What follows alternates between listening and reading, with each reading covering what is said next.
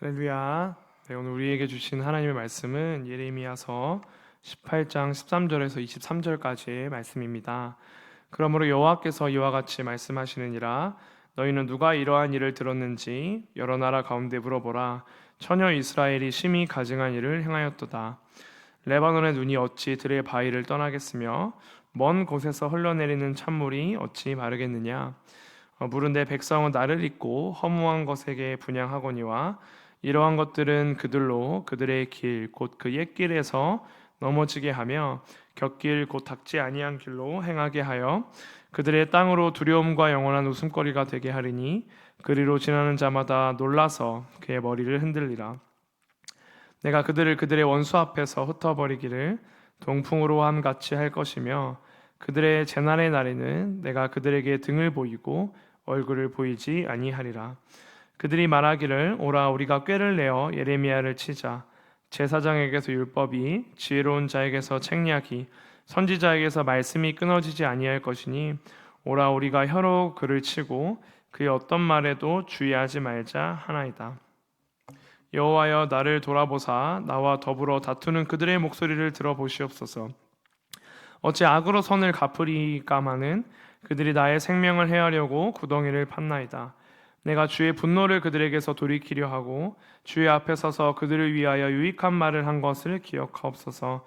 그러한즉 그들의 자녀를 기근에 내어주시며 그들을 칼의 세력에 넘기시며 그들의 아내들은 자녀를 잃고 과부가 되며 그 장정은 죽음을 당하며 그 청년은 전장에서 칼을 맞게 하시며 주께서 군대로 갑자기 그들에게 이르게 하사 그들의 집에서 부르짖음이 들리게 하옵소서.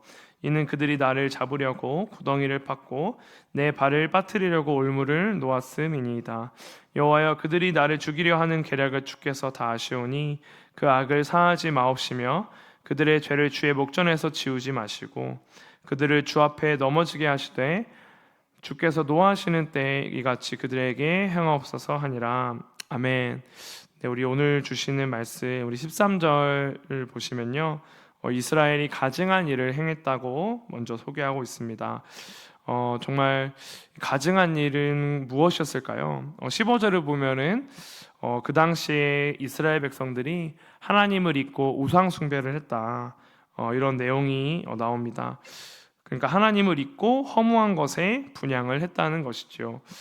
여기서 허무한 것은 쓸데없는 이라는 뜻도 있고 쓸모없는 이라는 뜻도 있는데요, 그 당시 이스라엘 백성들은 쓸모없는 우상들, 또 진정한 만족을 주지 못했던 우상들을 섬겼다는 것이 정말 하나님 앞에 좀 가증했던 일이었습니다.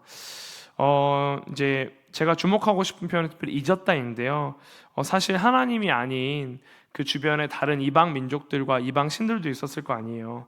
근데 다른 이방의 국가들은 그들의 이방 신들을 쉽게 잊거나 또는 배신하는 일이 참 드물었는데, 근데 이스라엘은 참으로도 쉽게 하나님을 잊어버리고 하나님을 정말 참 하나님, 참 신을 섬기는 유일한 선택받은 백성임에도 불구하고 그 하나님을 잊어갔다는 것입니다. 그러니까 그들은 정말 선택받은 백성으로서 한결같이 하나님을 섬겼어야 했죠. 그러니까 이거는 이방 민족, 우리 13절에 나오는 것처럼 여러 나라가 보기에도 정말 그 나라의 신을 잊고 배신했다는 것은 참으로 이해하기 힘든 일이었습니다. 그러니까 한결같이 하나님을 섬겼어야 하는데 그러지 못했다는 것이죠. 그래서 14절의 표현처럼 정말 레바논에는 이제 큰 높은 산이거든요. 그 레바논의 높은 산에 아주 높은 산이라 눈이 있었는데 그 눈이 녹아서 이제 강으로 흘러들었거든요. 눈에서 녹은 물이니까 당연히 차겠죠. 그래서 이제 찬물이라는 표현이 나오는 건데, 다시 말해 14절은 정말 자연스럽게 한결같이 레바논에서 찬물이 강으로 흘러들이는 것처럼 이런 자연의 섭리처럼 선택받은 이스라엘 백성도 정말 당연하게 자연스럽게 하나님을 섬겨야 하는데 그렇지 못하는 현실을 예레미야 선지자가 이제 지적하고 있는 것입니다. 그렇기 때문에 이제 심판의 메시지가 있는 것이죠. 그래서 사실 예레미야 선지자 전체가 심판을 선고하고 있는 것처럼 정말 16절, 17절도 그들이 정말 하나님을 잊어가고 가증한 우상을 섬길 때 오히려 세상에서 웃음거리가 될 것이다, 조롱이 될 것이다를 경고하고 있고요. 또 무엇보다 이제 하나님께서 하나님을 저버리니까 하나님도 그들을 저버리실 것이다. 그러니까 그들이 하나님을 외면한 것처럼 하나님도 그들의 얼굴을 돌리실 것이라는 이 엄청난 심판이 예고되어 있던 것입니다. 우리 18절부터는 참 선지자인 예레미야를 대적하는 이 거짓 선지자들, 약한 선지자들의 약한 반대자들에 대해 소개를 하는데요. 18절부터 읽어보면은 예레미야가 굉장히 이 거짓 선지자들 때문에 또 자신을 반대하고 자신에게 돌을 던지고 자신을 정말 죽이려고까지 하는 구덩이까지 팠잖아요. 그러니까 그런 음모를 하는 그런 사람들 때문에 얼마나 힘들었으면 좀 하나님께 기도하는 모습이 나오고 있습니다. 근데 그 사람들 왜 그렇게 예레미야를 미워하고 핍박을 했을까요? 그러니까 18절도 사실은 예레미야가 필요 없다는 거죠. 우리에게 제사장이 있고 또 지혜로운 지혜자가 있다. 또한 선지자가 있으니까 굳이 예레미야까지 필요 없다는 거죠. 사실은 그들은 거짓 선지자였는데 말이죠. 그러니까 예레미야는 왜 필요 없었을까요? 바로 그들이 보기에 예레미야는 참 선지자이기 때문에 바로 죄를 지적하고 심판을 선고했기 때문입니다. 사실은 모든 참 선지자는 이 죄를 지적을 많이 합니다. 그리고 심판을 선고하고 이제 거짓 선지자는 이제 평안을 선포하죠. 그러니까 죄를 지어도 평안을 선포하는 게 바로 거짓 선지자 아니겠습니까? 그렇기 때문에 이제 이 죄를 지어도 그 사람들은 평강하길 바라기 때문에 바로 이 거짓 선지자를 따랐던 것입니다. 이스라엘 백성들도 죄를 짓지만 샬롬을 바란 거죠. 평안을 바랐기 때문에 이 거짓 진리와 거짓 선지자를 따르는 것입니다. 하지만 진정한 진리는 무엇입니까? 바로 죄를 지으면 샬롬이 사라진다는 거죠. 진정한 평강이 사라진다는 것입니다. 바로 심판과 하나님의 징계하심이 임한다는 것이 참 진리 아니겠습니까? 또 그것을 선포하는 것이 참 선지자죠. 그런데 그 악한 백성들은 듣기 싫어했습니다. 바로 이 자신의 죄를 지적하는 것 자체를 너무나도 싫어했고 거부 반응을 했던 것이죠. 참 이것이 지독스러운 인간의 악이 아닐까 싶습니다. 정말 참 선지자 예레미야는 진짜 백성들을 위해서 하나님을 떠나서 이들이 망할까봐 정말 눈물로 기도하고 그들에게 돌을 맞을 걸 알면서도 참된 진리와 심판과 죄를 지적하는데 정말 이러한 이 예레미야의 선한 의도를 오해하고 정말 20절의 말씀처럼 그들은 악으로 선을 갚으려는 이런 이 악한 행동을 하려고 하지 않습니까? 사실 이 시대도 마찬가지가 아닐까 생각을 합니다. 말씀을 전하시는 목사님이나 설교자들이 진정한 예수님의 마음과 하나님의 마음으로 죄를 지적하고 정말 하나님 앞에 죄를 지으면 인생이 괴롭다, 정말 하나님의 심판이 있다, 그 사랑의 마음으로 죄를 선포함에도 불구하고 정말 그것을 기분 나빠하거나 정말 오히려 그 말씀을 전한 설교자를 비판하고 비난한다면 그것은 한 가지 이유밖에 없겠죠. 바로 뭐냐면 내 죄를 합리화하고 싶고 내 죄를 숨기고 싶은 그 악한 인간의 본성 때문이 아닐까 싶습니다. 그래서 이제 역사도 마찬가지였죠.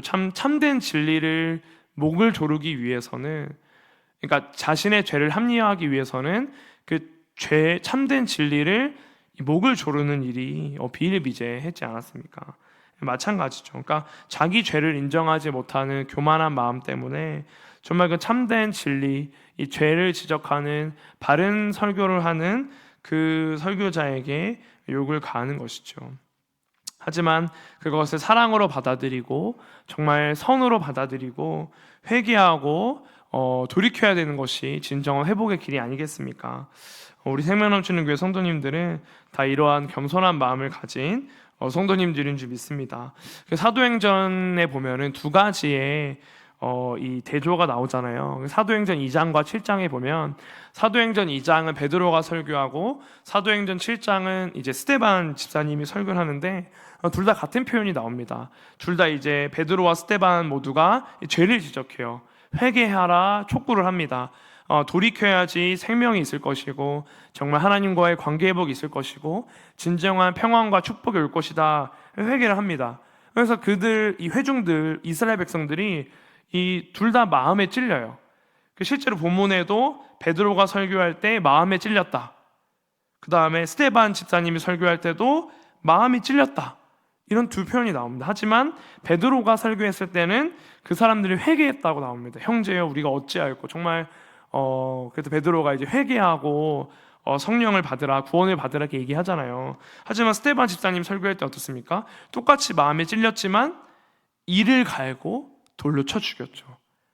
이게 바로 진리를 대하는 두 가지 반응입니다. 그러니까 정말 하나님이 베드로와 스데반을 통하여서 이 시대에도 정말 이 죄를 지적하는 그런 말씀이나 정말 그런 메시지를 계속 선포하시잖아요. 특별히 지금처럼 죄가 점점 많아지고 있고 악해지는 세대에서는 정말 죄를 지적하는 설교를 많이 해야 된다고 생각을 하고 정말 그렇게 해야 된다고 저도 생각을 합니다. 물론 저희 교회는 그렇게 많이 하고 있지만요. 그렇지만 그렇게 회개를 선포할 때 두 가지 반응이 있죠. 정말 겸손하게 돌이킬 것이냐, 아니면 자신의 죄를 합리화하기 위해서 그 설교를 하거나 그 메시지를 전하는 하나님의 말씀을 이 돌을 던질 것이냐, 이 두 가지 반응이 나옵니다.